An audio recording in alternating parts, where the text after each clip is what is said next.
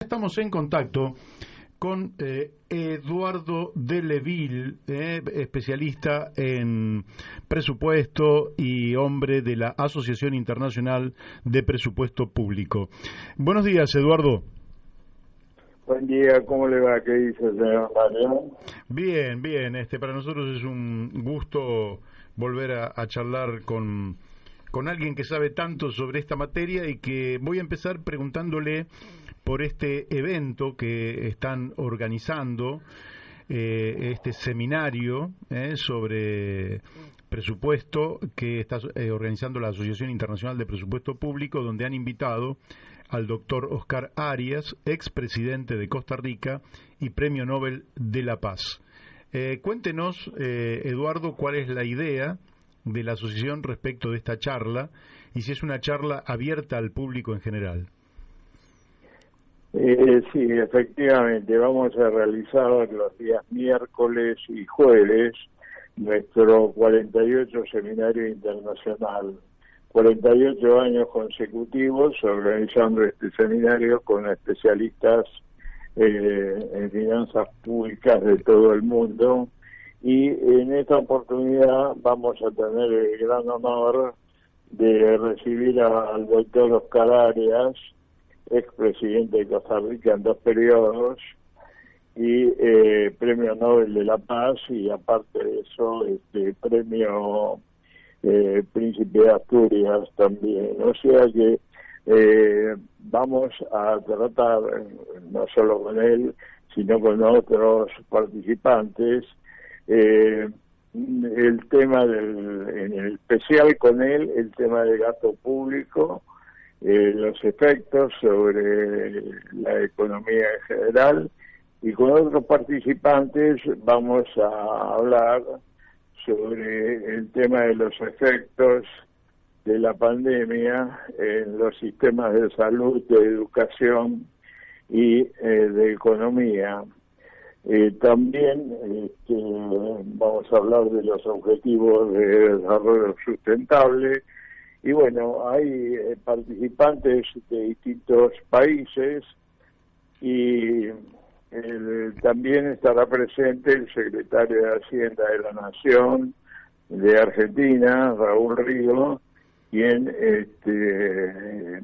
disertará sobre el tema del ICBIP, que es el sistema que utiliza la Argentina para desenvolver toda la administración financiera del país. Es decir, las nuevas innovaciones que se están haciendo para incluir a las provincias dentro del sistema, y así sencillamente trataremos de dar un panorama de cómo se manejan determinados tipos de instrumentos presupuestarios en alta inflación, y como consecuencia de otro tipo de actividades, para finalizar también sistemas de economía sustentable que estamos llevando adelante. Bueno, la verdad que es increíblemente interesante todo lo que usted nos está contando. Yo le quiero hacer algunas preguntas en particular a usted porque es muy conocedor de la materia. Por un lado, el presupuesto es quizás la principal herramienta que tiene un gobierno, una ley absolutamente trascendente. Sin embargo, en la Argentina no tiene prestigio, y la gente en general, el hombre de a pie, no cree en el presupuesto. ¿Y a qué atribuye usted que no tengamos, digamos, por ejemplo, después de muchos años, los argentinos, a partir del 83, dijimos, en lo más alto, en la cúspide de la Argentina está la Constitución Nacional, a la cual nos debemos someter todos, y eso ha sido un paso civilizatorio muy importante. Pero siendo el presupuesto una ley de tal magnitud y tal importancia, no tiene el mismo prestigio. ¿A qué atribuye usted esto? Mire, fundamentalmente al desfasaje que se produce entre lo que el Congreso vota las condiciones de la realidad de la economía y obviamente la aplicación. Es decir, que de alguna manera existe desfasaje producto de los desajustes que vienen de otros sectores de la economía, el sector monetario, el sector externo, que eso incide directamente sobre el sistema presupuestario y de alguna manera tanto los gastos como los recursos quedan digamos fuera de juego en ese ir y venir. Es decir, que tendría que llevarse adelante toda una serie de remodelaciones y sobre todo cuando hay alta inflación, que son complejas, pero que permitirían que el instrumento presupuestario, que es un instrumento básicamente político-técnico,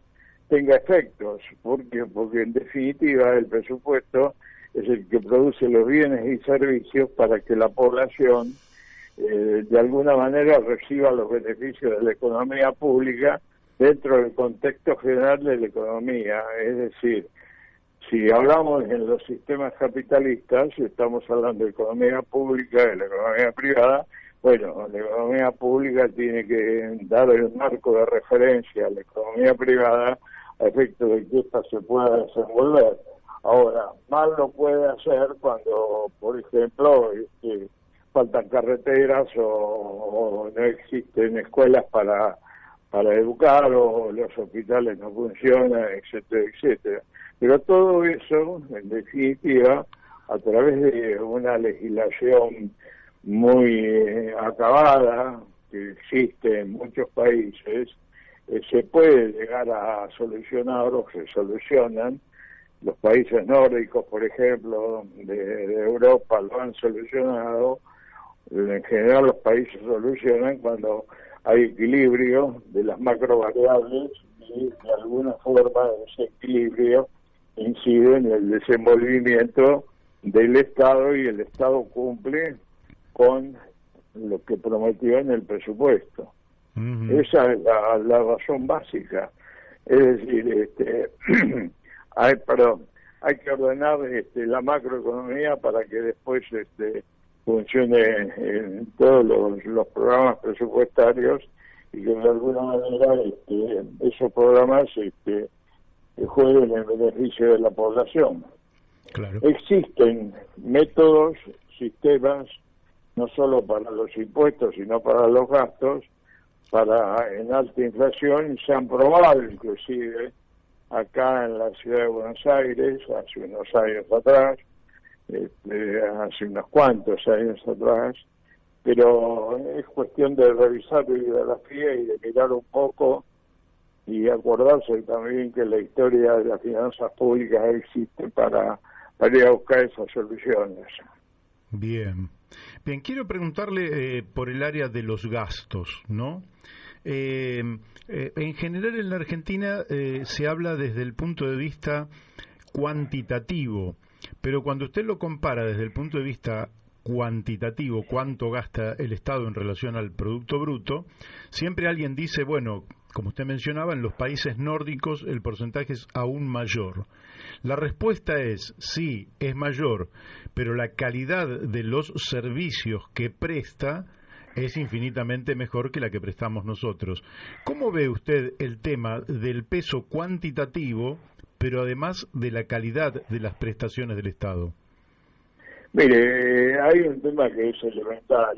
Un Estado tiene que estar acorde, el tamaño de un Estado tiene que estar acorde con la economía del país. Uh-huh. Bajo ningún punto de vista un Estado puede ser lo suficientemente grande como para chuparse la economía del país o lo suficientemente pequeño como para que sea intrascendente en la economía. Entonces lo que hay que buscar es un punto de equilibrio que Argentina normalmente siempre lo ha tenido y bueno, ahora pueden existir algunos desbordes, pero evidentemente lo que hay que hacer es reordenar el gasto, lo que no quiere decir obviamente agarrar un hacha y empezar a cortar de una manera despiadada por cualquier lado, sino ordenar las acciones del Estado. No puede ser que un país tenga 33.000 leyes, como tiene la Argentina, y apenas se apliquen 3.000. Entonces, a partir de ahí, según dicen 200 especialistas en el tema, bueno, a partir de ahí ordenemos las acciones del Estado, ordenemos básicamente todas las superposiciones. Fíjese, cuando usted formula un plan de acción de gobierno para un gobierno que dura 4 años, básicamente lo que tiene que tener como base es un instrumento como el presupuesto público para que el plan se cumpla. Entonces, hay que empatar obviamente las clasificaciones, sino que el plan vaya por un lado, el presupuesto por el otro. Pero existen claramente definidas en la administración, cuando usted formula el plan y formula las prioridades, existen 4 tipos de organismos. Existen los organismos que son óptimos para cumplir con los objetivos que plantea el plan. Existen los organismos que con poca reingeniería usted los pone, trabajan y cumplen con los objetivos del plan. Existen otros organismos que hay que reorganizarlos a fondo para que apoyen y lleven adelante los objetivos del plan. Y existen otros organismos que lícitamente hay que suprimir, pura y exclusivamente porque no sirven absolutamente para nada en el Estado, no contribuyen a nada y solo contribuyen al gasto. Entonces, en función de eso, usted me dirá, bueno, ¿y qué hace con ese personal? Bueno, al personal hay que reentrenarlo, al personal hay que reubicarlo, al personal hay que indemnizarlo, al personal. Hay una cosa que es fundamental acá, se trata básicamente del bienestar del conjunto y se trata de que nadie quede desamparado y que evidentemente se reconvierta. Hoy en día el conocimiento está reconvirtiendo permanentemente la mano de obra, el intelecto, a efectos de ir adaptándose a los procesos que van surgiendo, y como dicen los distintos académicos, hay posibilidades que al 2030 haya millones de trabajos que son en la actualidad se hacen de una manera y van a desaparecer y van a aparecer otros millones de trabajos nuevos. Entonces, evidentemente la educación cumple un rol fundamental en todo este proceso, pero no es esa enseñanza, digamos, de conocimiento muerto. Tiene que ser una enseñanza abierta para que el ser humano, la persona, nuestro ciudadano, tenga una apertura de tipo intelectual y manual que la vaya asimilando y vaya llevando adelante los procesos. No sé si fui claro en la respuesta. Sí. Pero yo me quiero detener en la 4ª categoría de organismos que usted planteaba, que podríamos, con las consideraciones que usted acaba de decir, porque cada ser humano es un objetivo en sí mismo y es respetable su dignidad, pero digamos que habría organismos que serían parasitarios. Esos organismos parasitarios, usted diría, a grandes rasgos, ¿están pesando mucho en el Estado nacional, provincial y municipal argentino? Mire, eso es un tema que, vuelvo a repetirle, está de acuerdo con el plan de acción de gobierno. Y el plan de acción de gobierno es el que busca los recursos para ser financiado. Si hace un plan de acción de gobierno que en definitiva haga se generen los recursos, que la gente los recursos, hablo de los tributos, que no ahoguen a la gente, que de alguna manera puedan ser llevados adelante, no hay ningún inconveniente en hacerlo, sea cualquiera el nivel. Ahora, en función del plan de gobierno, todo eso depende del plan de acción. Acá, si no hacemos una cosa de ese tipo, evidentemente vamos a tener problemas. hay cosas en las cuales están a la vista, son evidentes, de superposiciones, de determinados organismos que hacen lo mismo que el otro, pero lo complementan mal, etcétera, etcétera, y bueno, a ver, se pueden hacer fundirlos, pueden hacerse otro tipo de acciones. Hoy en día la tecnología permite ser más ágil en toda una serie de procesos. Y bueno, lo que pasa es que el sector público argentino también tiene que, no es un problema de tipo presupuestario también, hay problemas de tipo económico. Yo le diría lo siguiente, fíjese, con esto no justifico absolutamente a nada ni a nadie, pero el hecho de no tener una potencia en el desarrollo económico distribuida en todo el país hace que desgraciadamente la gente caiga en el sector público a pedir trabajo, en definitiva, porque claro. Nadie está exento, obviamente, yo digamos de decir, yo no soy un individuo apto, no quiero trabajar. La gente quiere trabajar, que tiene vocación de trabajar. El ciudadano tiene dignidad, y el ciudadano quiere progresar. El ciudadano necesita progresar para él, para su familia, etcétera, etcétera. Pero necesita trabajar, necesita sustentarse. En consecuencia, la economía le tiene que brindar las oportunidades para que en definitiva estén todos iguales en la línea enlargada. Este es un tema sumamente complejo porque, vuelvo a repetir, depende no solo del presupuesto, que en definitiva opera sobre una parte de la economía, sino de que directamente existan objetivos de desarrollo general del país en materia económica, que haya polos de desarrollo ubicados en todo el país. Este es un país muy extenso, muy desierto, aparte de eso, falta mucha gente en muchos lados, y todavía está muy concentrado en determinados lugares, por ejemplo en el Gran Buenos Aires.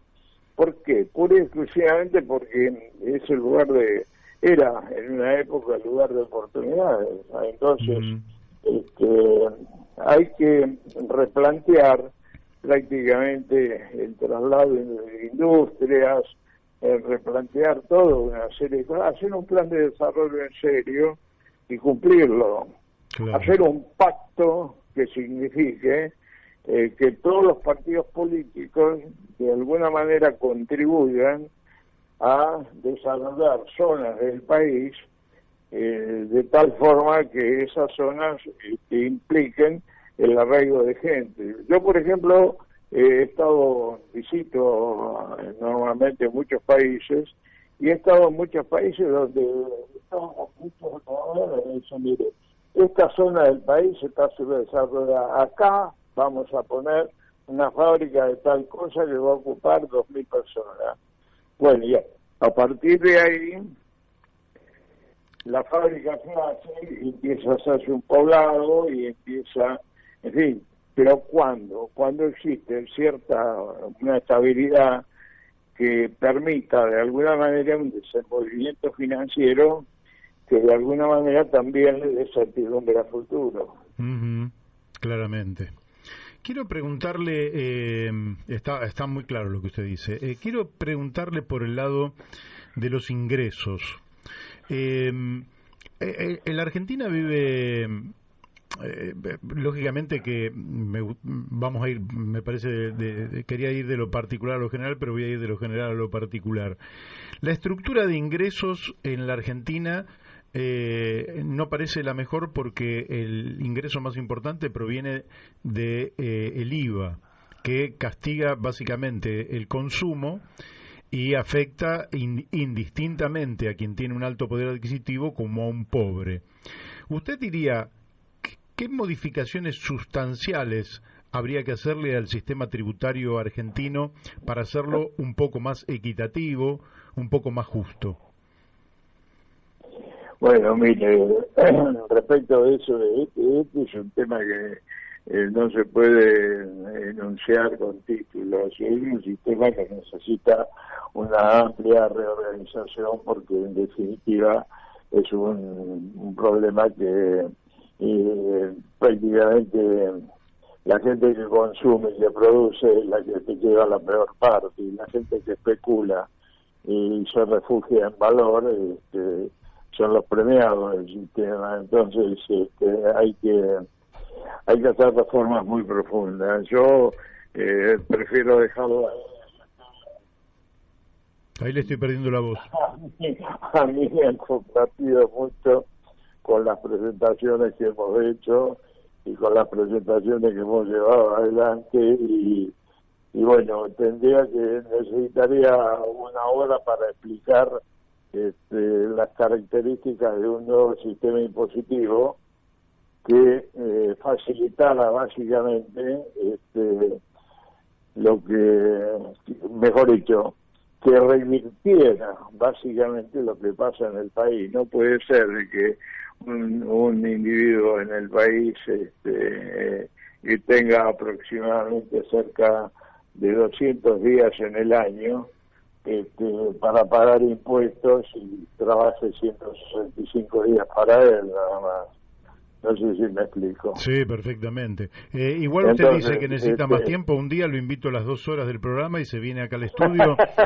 Nosotros lo traemos acá y charlamos las 2 horas. Lo voy a aburrir. Hablando de impuestos, lo voy a aburrir. No, pero no importa. Yo creo que tenemos una audiencia que se va a bancar. Voy a llevar a otra persona con el cual estoy trabajando mucho y trabajamos mucho en este tema, y hemos hecho algunos planes de contingencia para distintos países y nos vamos a divertir un rato con un tema tan aburrido, porque estos temas son realmente implacables para la gente. El único problema que tienen, ¿sabe cuál es? Que a la gente no le gusta hablar de estos temas, los aburren, son temas áridos, sí, claro. Pero al momento de ir a la verdulería o de ir a la carnicería, lo siente en el bolsillo. Así es. O sea que es un tema árido, pero al mismo tiempo hace a la cotidianidad de la vida de todo el mundo. Así que pero por supuesto, sino que la destrozan a la cotidianidad. Porque mucha gente obviamente queda colgada del pincel cuando tienes el momento de pagar los impuestos. Pero hay muchos otros que son empresas que en definitiva se benefician con los defectos del sistema. Porque mire, ningún sistema impositivo es neutro. Claro. Los sistemas impositivos siempre tienen una dirección. Entonces dependen de la progresividad que tengan o de la regresividad que tengan, y ahí usted va a ver qué sistema es más equitativo o qué sistema es menos equitativo. Y ese es un punto que los países que logran el equilibrio y que de alguna manera estabilizan porque tienen bien calzado el gasto lo hacen con seriedad, el gasto público, pero a la vez se nos va un poco, impulsa la actividad económica. Eduardo, a veces se nos va un poco la voz suya. Le hago por hoy la última pregunta que tiene que ver con algo que dijo Eduardo Bussi, que antaño fue presidente de la Federación Agraria Argentina, pero que es un hombre activo, y que habló de una evasión de miles de millones de dólares en el tema del campo, por decirlo con una palabra, y él, y claro, a mí se me ocurre que es muy difícil para el hombre de campo. Yo ayer estuve justamente en Colón, provincia de Buenos Aires, que es un lugar agropecuario esencialmente. Claro, es muy difícil para el hombre de campo ver que tiene un dólar oficial a 105 pesos, menos retenciones, pero por otro lado, quienes le dicen que hay un dólar paralelo que cuesta 200 y que puede sacar una parte de la producción en negro, obteniendo un rendimiento muy superior. Y lógicamente que es una invitación a la evasión. ¿Cómo ve usted este problema en particular? ¿Se resolvería con un impuesto a la tierra libre de mejoras? ¿Cómo ve usted este problema? Yo creo que, vuelvo a repetir, es un problema sumamente complejo y es un problema obviamente que requiere un trabajo muy profundo. Pero un impuesto a la tierra libre de mejoras es un impuesto importante, pero en la medida que realmente se pueda instrumentar como corresponde, porque la Argentina tiene toda la tabla impositiva que tienen los países empiezan las chicanas dentro de cada uno de los impuestos. Ahí es donde se empiezan a rebajar los montos que el Estado puede recaudar. Entonces lo que hay que ir es hacia una simplificación del sistema, una cosa que sea mucho más, yo diría, fácil de percibir, difícil de evadir. Y bueno, hay que hacer un diseño. El impuesto a la tierra libre de mejoras es un impuesto que tiene muchas características importantes, que impulsa la producción, etcétera, y que de alguna manera significa deberíamos ver muy bien todo el sistema impositivo en su conjunto. El tema de las ganancias, el IVA, el tema de los impuestos a la herencia, en fin, toda una serie de cosas. Hay que poner todo el sistema impositivo arriba de la mesa y empezar a repartir. No se olvide que Argentina es un país federal y como tal cada una de los distintos niveles de gobierno tiene sus impuestos y no es cuestión de andar superponiendo. Yo creo que y después la administración tributaria, de alguna manera Argentina es bastante ineficiente en eso y tendría que hacerse una administración tributaria mucho más, yo diría, precisa y que no haya oportunidad de evadir tanto. Yo lo que quiero señalar en ese sentido es que para mí, por ejemplo, desde mi punto de vista, la parte impositiva es una parte básica que debe impulsar el desarrollo y no frenarlo. En Argentina, desgraciadamente, la parte impositiva frena. Uh-huh. Y entonces, ¿por qué? Porque en definitiva está gravando determinado tipo de actividades que en vez de impulsar la actividad económica la frenan, le sacan potencia. Entonces, nosotros tenemos muchos trabajos hechos sobre el particular y algún día, si quiere, hablamos largo y tendido sobre el sistema, sobre sistemas nuevos. Y bueno, un día lo comprometo a que se venga usted y su compañero acá al estudio de la radio. Es un estudio chiquito, pero no, pero no hay problema, porque obviamente eso no nos interesa a nosotros. A nosotros siempre nos interesa básicamente las personas y poder conversar con tranquilidad y con libertad sobre lo que pensamos. Excelente. Bueno, queda la invitación, después vamos a arreglar. Y usted me da una garantía muy importante en ese sentido. Bueno, muchas gracias. Bueno, entonces vamos a recordar que la Asociación Internacional de Presupuesto Público, que usted es su presidente, ¿verdad?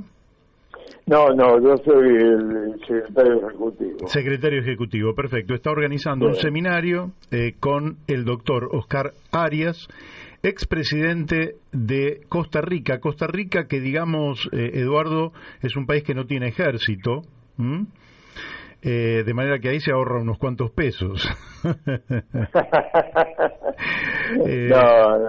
Y bueno, entonces... Lo que pasa...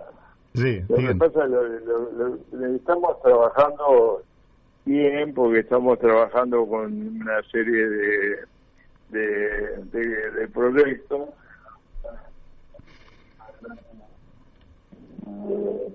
muchos procesos que de alguna manera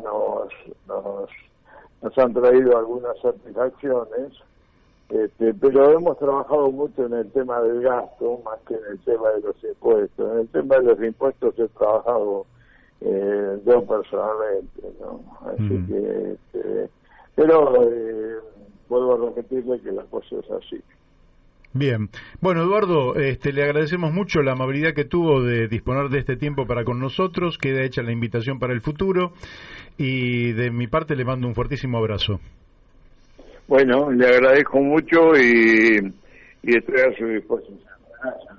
Bárbaro. Bueno, hasta pronto. Bueno, hemos hablado con el doctor Eduardo Delleville, que de todos los tributaristas, especialistas en presupuesto que yo conozco, es la persona que más sabe.